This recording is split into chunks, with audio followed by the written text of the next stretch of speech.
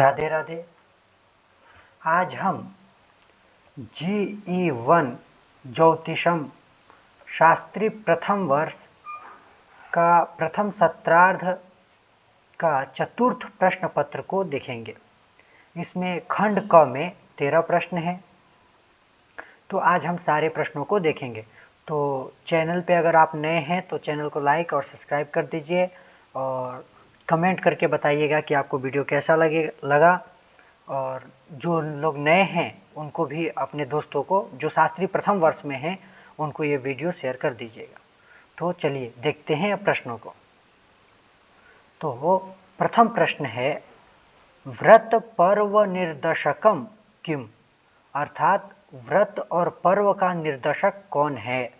उत्तर है व्रत पर्व निर्देशकम पंचांगम। व्रत और पर्व का निर्देशक पंचांग है। अगला प्रश्न है, एकस्यां तिथौ कति करणानि भवन्ति। एक तिथि में कितने करण होते हैं। उत्तर है एकस्यां तिथौ द्वे करणे भवतः। एक तिथि में दो करण होते हैं। अगला प्रश्न है, कृष्ण चतुर्दश्याः उत्तरार्धे किम करणम भवति। कृष्ण चतुर्दशी के उत्तरार्ध में कौन सा करण होता है। उत्तर है कृष्ण चतुर्दश्याः उत्तरार्धे शकुनी करणम भवति। कृष्ण चतुर्दशी के उत्तरार्ध में शकुनी करण होता है। अगला प्रश्न है, प्रभवादयः कति संवत्सराः। प्रभव है आदि, प्रभव आदि संवत्सर है। तो प्रभव आदि में है उससे शुरू होकर ऐसे कितने संवत्सर हैं, इस प्रश्न का अर्थ है। तो कह रहा है उत्तर प्रभवादयः षष्टिः संवत्सराः सन्ति। प्रभवादि को लेकर 60 मतलब 60 संवत्सर हैं।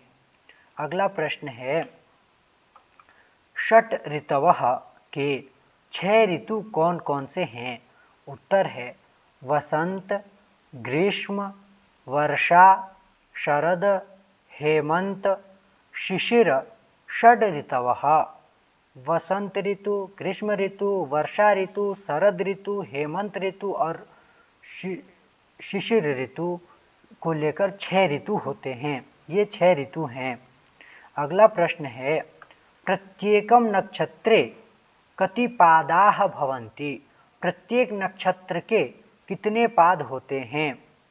उत्तर है प्रत्येकम नक्षत्रे 4 पादाः भवन्ति। प्रत्येक नक्षत्र के 4 पाद होते हैं।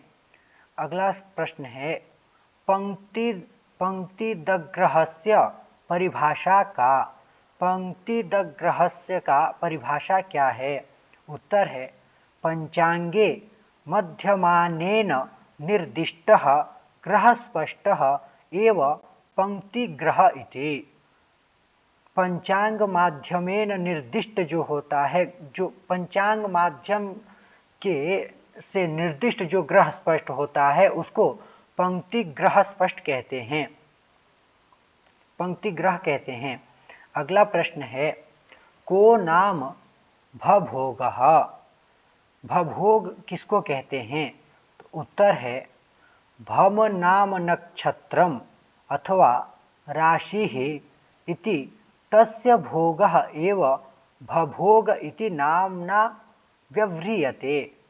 भम नाम नक्षत्रम अथवा राशि इति तस्य, यह उसके भोग होता है, उसी को भभोग कहते हैं। अगला प्रश्न है, खखाभ्राष्टवेदाः संख्यायां परिवर्त्य लिखत। अब यहाँ पे समझने की बात है कि ज्योतिष में कभी भी संख्या नहीं देता है। उसको अगर कोई संख्या बतानी होती है तो वो किसी न किसी चीज़ को निर्धारित करके संख्या को गिनाता है। जैसे यहाँ पे वेद बताया है तो वेद कितने होते हैं, 4 वेद होते हैं। इसी प्रकार से ख मतलब आकाश, तो आकाश क्या होता है, शून्य होता है। तो तो जब भी ज्योतिष में संख्या को गणना कराना होता है तो वह किसी न किसी शब्द को निर्धारित करके शब्द को बोलता है, उससे हमें संख्या का निर्धारण करना पड़ता है। तो यहाँ पे वही कह रहा है कि ख खा भ्राष्ट वेदाः, इसका संख्या का परिवर्तन करिए, परिवर्तन करके लिखिए। तो ख मतलब आकाश, और आकाश शून्य होता है। फिर दूसरा ख मतलब आकाश, उसका भी वो भी शून्य होता है। भ्रा, भ्रा मतलब भी शून्य होता है। अष्ट, अष्ट मतलब 8 होता है। और वेदाः मतलब 4 होता है। तो हमेशा ज्योतिष में ये उल्टे क्रम से संख्या को रखते हैं। तो पहले वेदाः 4, उसके बाद अष्ट, फिर भ्रा शून्य, खा शून्य, फिर ख शून्य। इस प्रकार से संख्या निर्धारण होता है। तो ख खा भ्राष्ट वेदाः का संख्या परिवर्तन है 4 8 0 0 0। अगला प्रश्न है उद्धृतम इत्यस्य कः अभिप्रायः। उद्धृतम इस शब्द का क्या अभिप्राय है। तो उद्धृतम का अर्थ होता है कथितम अथवा उल्लिखितम। अगला प्रश्न है का नाम पलभा। पलभा किसको कहते हैं, बहुत बार यह प्रश्न आ चुका है। तो मेषादिके शायन भाग सूर्ये तीनार्ध भा या पलभा भवेत् सा। यह बहुत इंपॉर्टेंट प्रश्न है, ये बहुत प्रश्नों में आया है, इसलिए इसको देखेंगे। पलभा। अगला प्रश्न है विक्रम शालिवाहन शक वर्षयोः अंतरम कियत्। विक्रम जो विक्रम संवत्सर होता है और शालिवाहन संवत्सर होता है, 2 संवत्सर होते हैं। तो उन दोनों संवत्सरों में कितना अंतर है वो लिखना है। तो उत्तर है 35,100। विक्रम शालिवाहन शक वर्षयोः 35,100 अंतरम अस्ति, ऐसा। तो 135 वर्ष का दोनों में, विक्रम संवत्सर में और शालिवाहन संवत्सर में अंतर होता है। अगला और लास्ट प्रश्न है वृषभ राशेः लंकोदयमानं कियत्।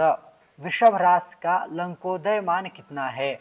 तो उत्तर है 99,200। 99,299। वृषभ राशेः लंकोदयमानं 299 है।